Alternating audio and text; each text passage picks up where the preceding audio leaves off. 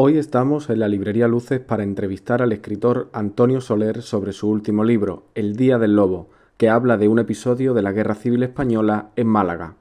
Se trata de un libro con implicación personal y emocional porque habla de su familia, pero en el que Soler intenta que el oficio ponga las cosas en su sitio, como él mismo dice.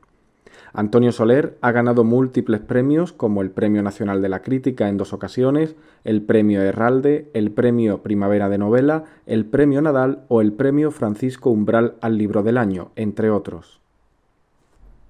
Durante la escritura de este libro, ¿has aprendido algo sobre la guerra o sobre el éxodo a partir de documentación, de otras opiniones o de otros testimonios?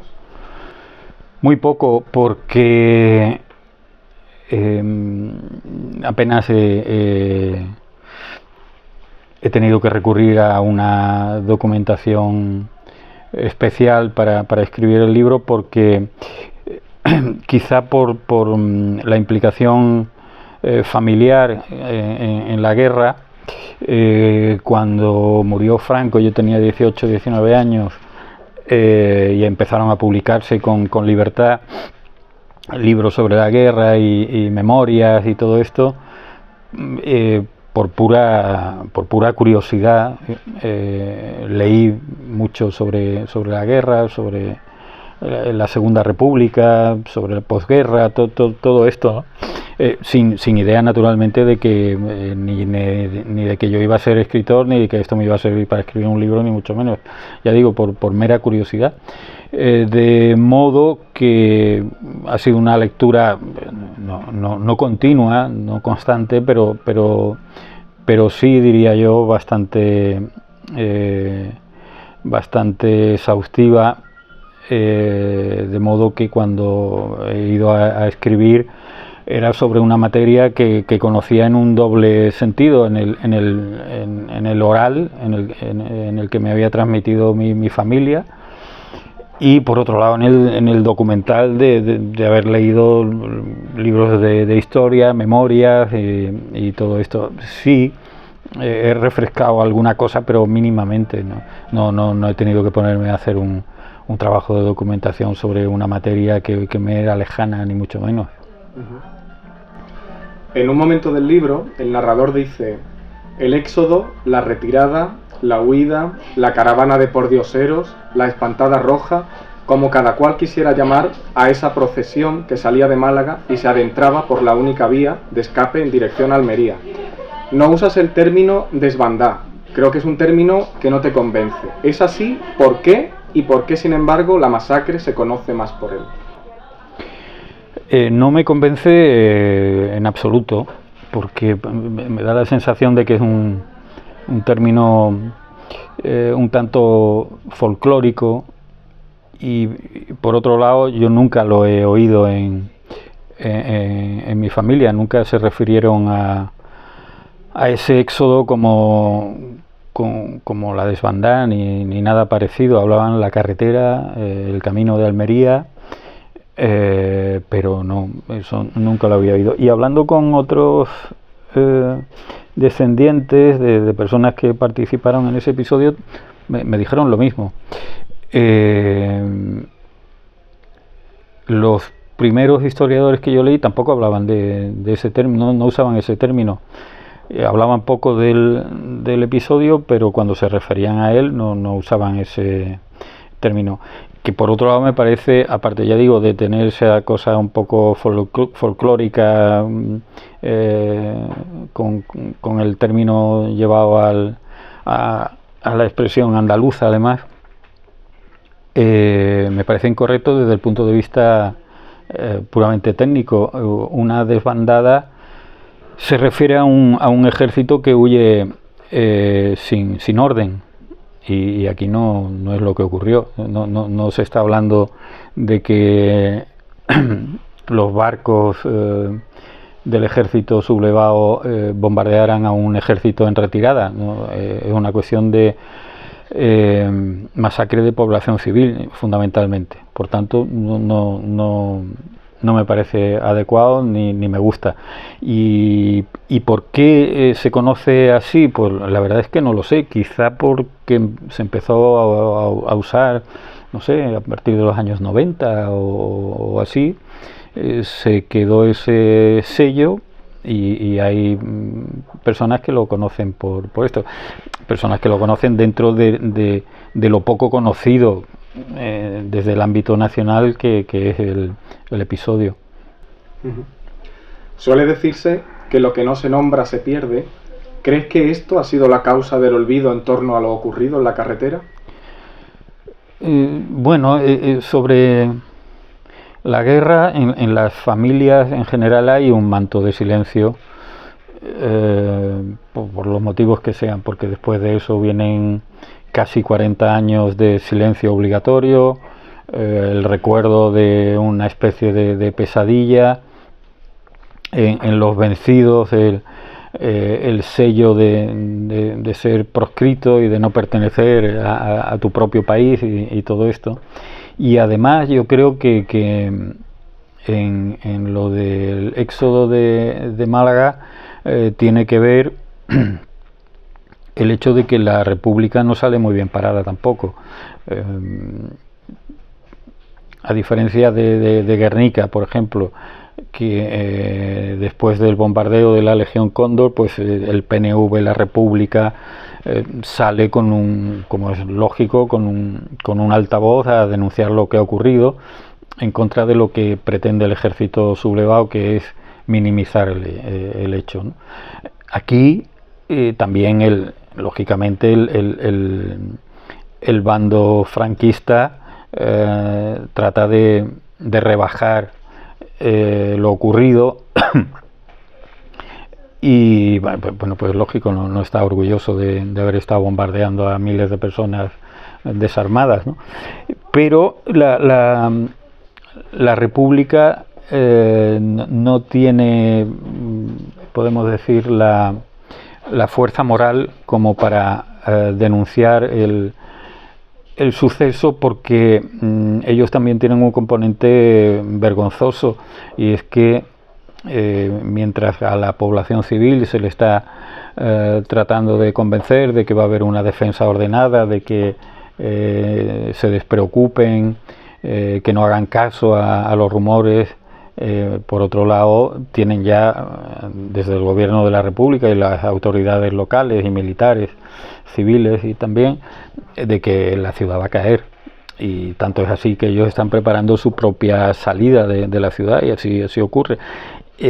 Por tanto no tienen mucho ánimo como para llamar la atención sobre lo que ha ocurrido en Málaga.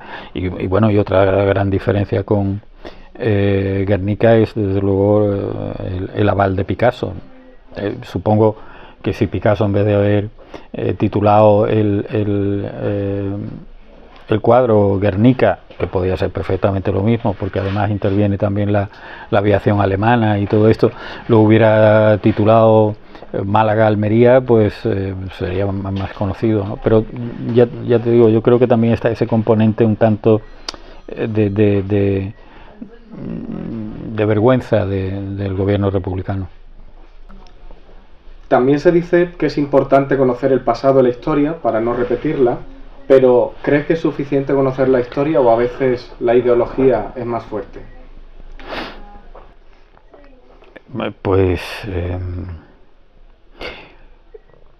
yo creo que es importante conocer la historia, y de hecho estamos, yo creo que en un momento bastante interesante en ese sentido.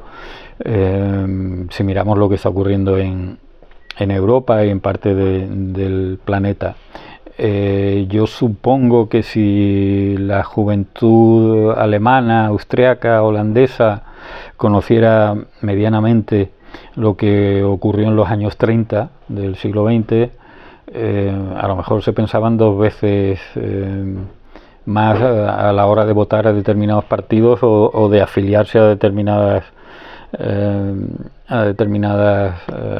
movilizaciones de carácter ultraderechista, ¿no? Si tuvieran conciencia plena de lo que aquello supuso y hacia dónde puede conducir.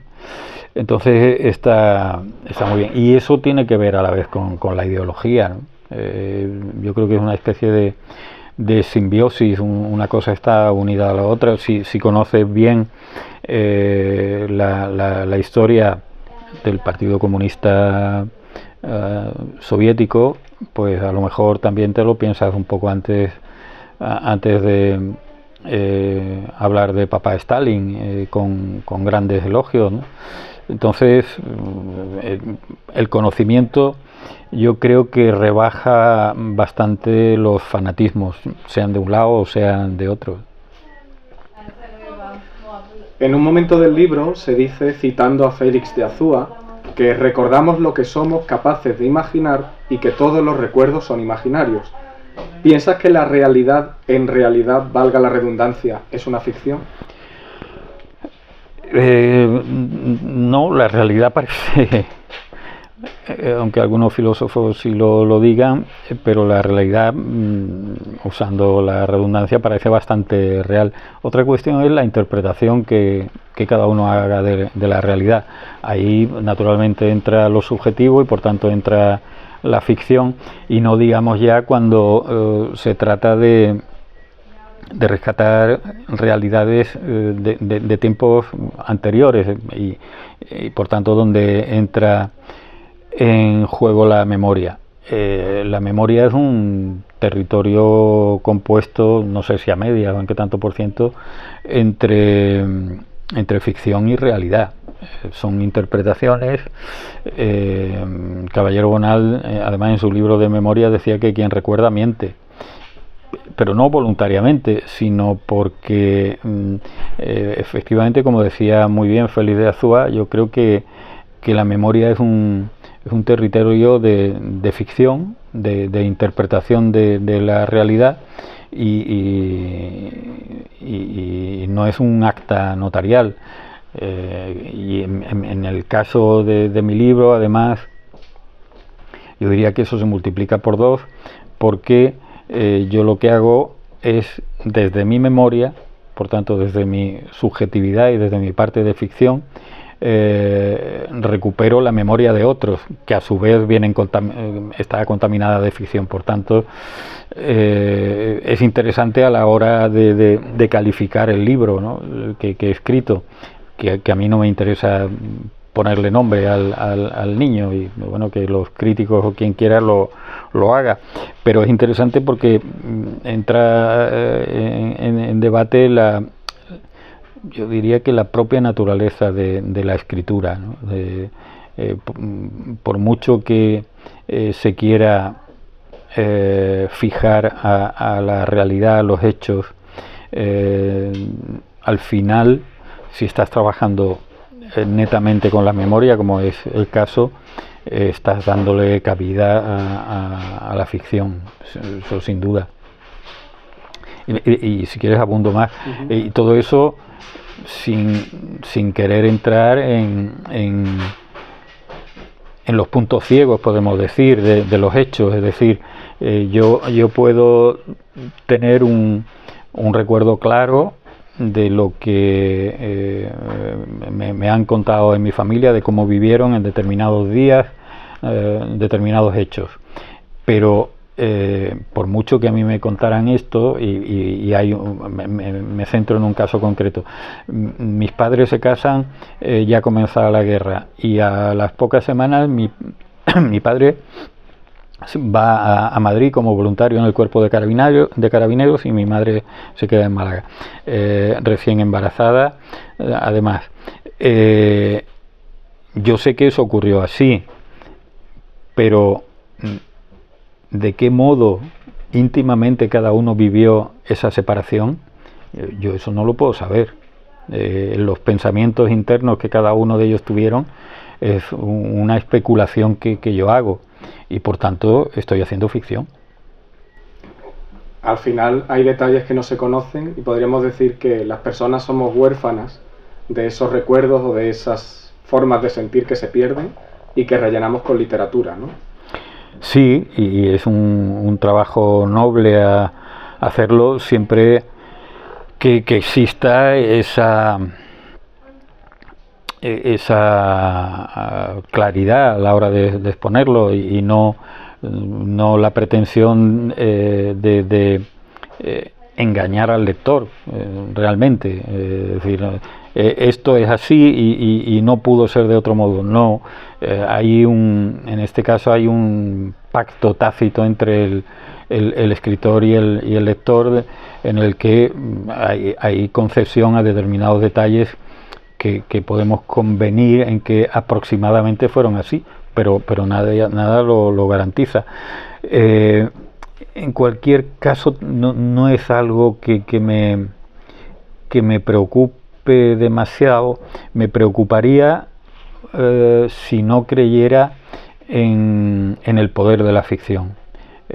Quiero decir que la historia de la humanidad, la historia de la memoria de la humanidad, en parte está repleta de cosas que nunca han sucedido, pero que nos describen a la perfección. Madame Bovary, Crimen y Castigo, El Quijote, todo Shakespeare, cosas que nunca han ocurrido, pero que nos definen con toda claridad y con toda honestidad. La trampa sería decir, no, Madame Bovary existió en 1800 y nació aquí y murió allí. No, pero existe un pacto. Entonces, como creo en ese poder de la ficción, no me preocupan esos detalles. Luego, hay otra cita en el libro, en este caso de Sir Peter Chalmers, que dice que aquella riada de personas se parecía a uno de los más terribles cuadros de Goya. Hemos hablado antes de Guernica y te quería preguntar si crees que un cuadro de Goya, aun siendo de muchas décadas antes, refleja mejor el terror de la carretera que el Guernica de Picasso. Bueno, ahí va por gustos, ¿no? Depende. A mí, desde mi punto de vista personal, me interesa mucho más Goya que Picasso, pero eso es una cuestión mía, y que supongo que si salgo a la calle, y más aquí en Málaga, y lo digo en voz alta, pues recibiré alguna pedrada, pero no tengo duda ninguna, ¿no? Bajo mi prisma, siendo Picasso lo que es, Goya es también mucho Goya, ¿no? Un personaje dice que lo peor no es el dolor físico, el frío o el hambre, sino el dolor moral o el dolor emocional en estas situaciones. ¿Estás de acuerdo y por qué? Puede ser, depende de la intensidad. Eso es muy difícil de valorar, y depende también de las capacidades individuales de cada uno.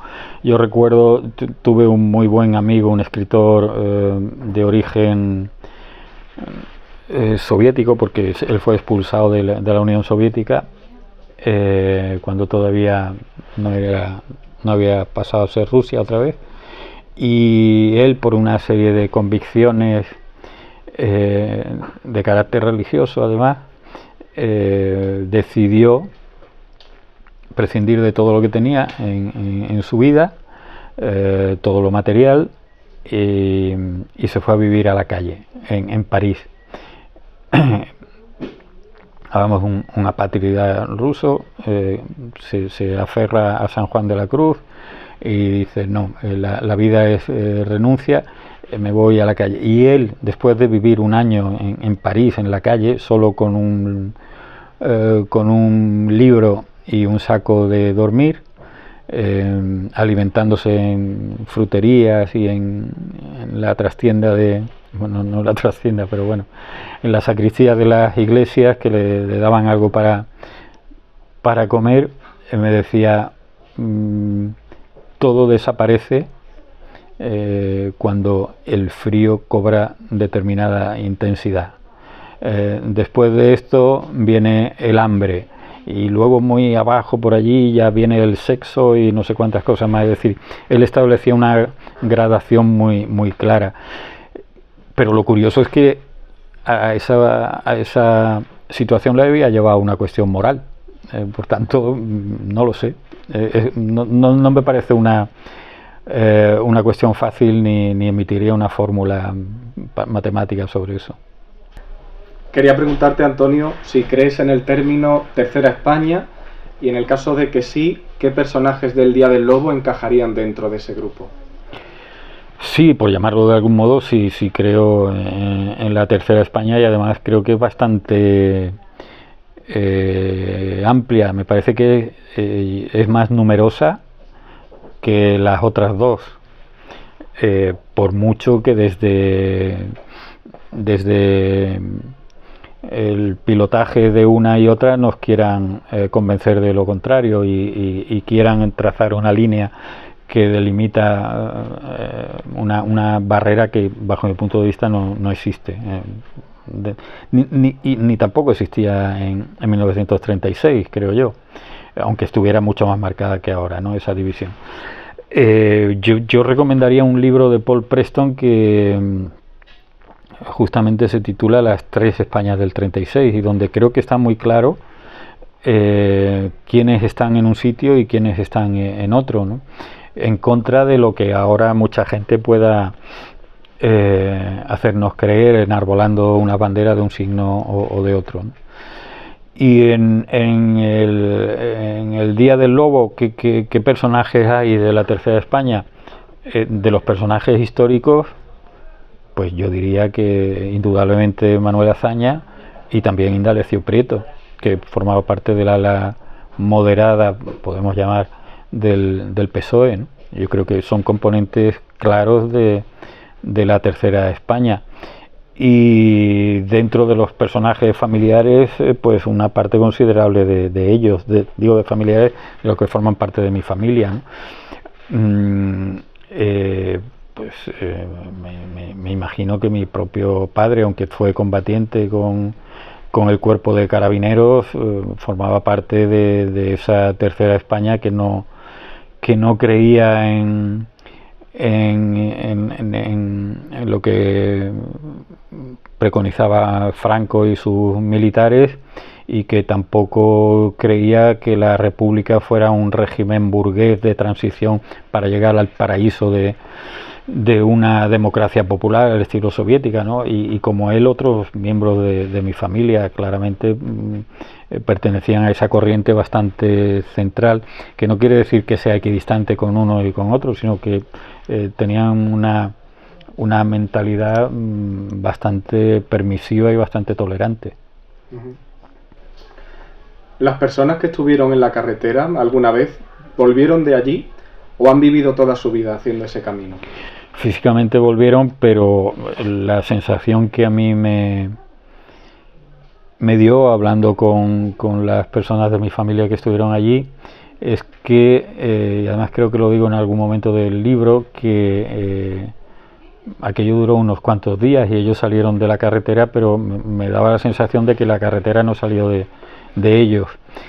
Es cierto que en algunas personas de un modo más marcado que en otras, supongo que tenía que ver también la edad, el momento vital que estuvieran atravesando, pero yo creo que además del hecho físico y de la masacre que allí se pudo ver, hay un crimen también bastante terrible, que es que para muchos miles de personas, yo me imagino que se trastocó la conciencia que podían tener del ser humano, y que eso se les quedó grabado para toda la vida. Gente inocente que podía tener 12, 15, 18 años y que de pronto se enfrenta a algo tan terrible, y que son capaces de ver lo que el ser humano es capaz de hacer con otros semejantes.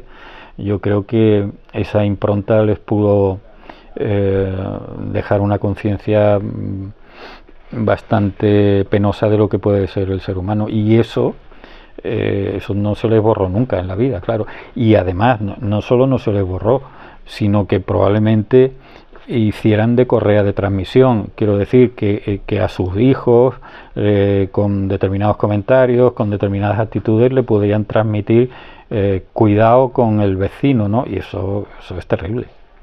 Un ejemplo de eso podría ser el personaje de Libertad, que cuando ocurre la carretera, el hecho de la carretera, ella tiene 18 años y también se dice en el libro que se destruyen todos los sueños que una persona de 18 años puede tener en la vida. Sí, es el caso de mi madre, efectivamente. Hay que pensar una infancia, como ella contaba, idílica, con amigos, en un pueblo que por otro lado es idílico, Genalguacil, aunque ella nació en Málaga, pero pasó allí la infancia, la adolescencia. Se casa enamorada con 18 años, se queda embarazada, va a tener su primer hijo y súbitamente, casi, de esa vida llena de futuro, se ve en medio de una carretera, dentro de una procesión de gente desquiciada, asustada, siendo bombardeada desde el mar, siendo ametrallada por la aviación, viendo cadáveres, viendo dramas por todo el mundo. Hombre, el zarandeo moral que tuvo que vivir tuvo que ser tremendo y desde luego no pasajero. Si no me equivoco, tu abuelo fue uno de los llamados topos de la Guerra Civil Española. No sé si has escrito o escribirás algún libro centrado en su figura. No lo he escrito ni creo que vaya a escribirlo, no. Este es un libro que comienza y acaba en él mismo. No creo que yo escriba una segunda parte de esto ni una prolongación de la historia. Con lo que se cuenta ahí de él en las páginas que le corresponden, creo que queda medianamente claro el drama que supone para alguien tener que renunciar a su vida y convertirse o pretender convertirse en un ser invisible para no ser detectado, juzgado y no sé si fusilado o desde luego encarcelado por el hecho de tener un carné de un partido que era legal y democrático. Antonio, ¿qué libros recomiendas sobre el tema de la carretera Málaga-Almería?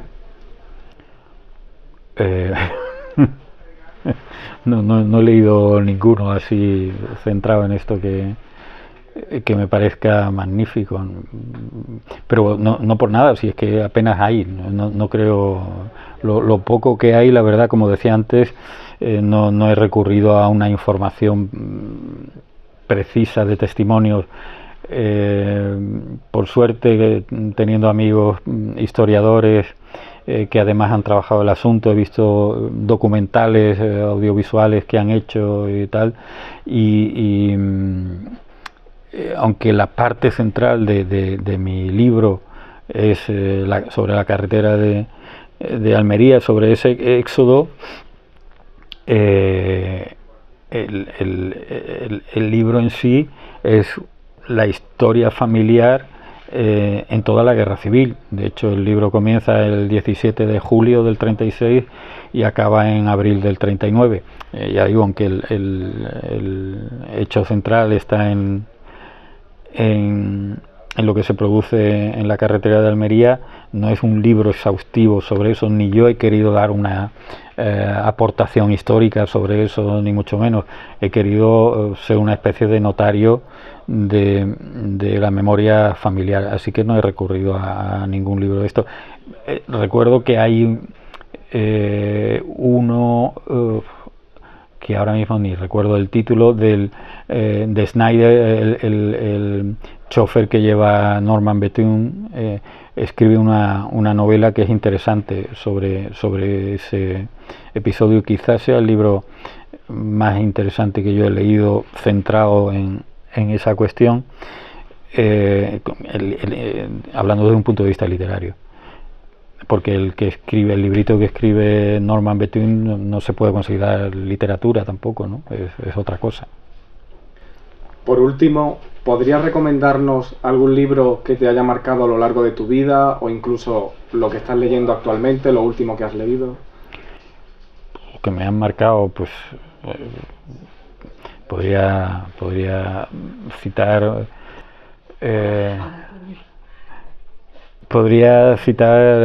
muchos, no sé, desde En busca del tiempo perdido, no voy a ser muy original, Quijote, Ulises, las novelas de Faulkner o de Juan Carlos Onetti, no sé, muchos. De lo último que he leído, lo que más me ha interesado, así de lo más reciente, Martinete del Rey Sombra, de Raúl Quinto. Pues muchas gracias, Antonio. A ti.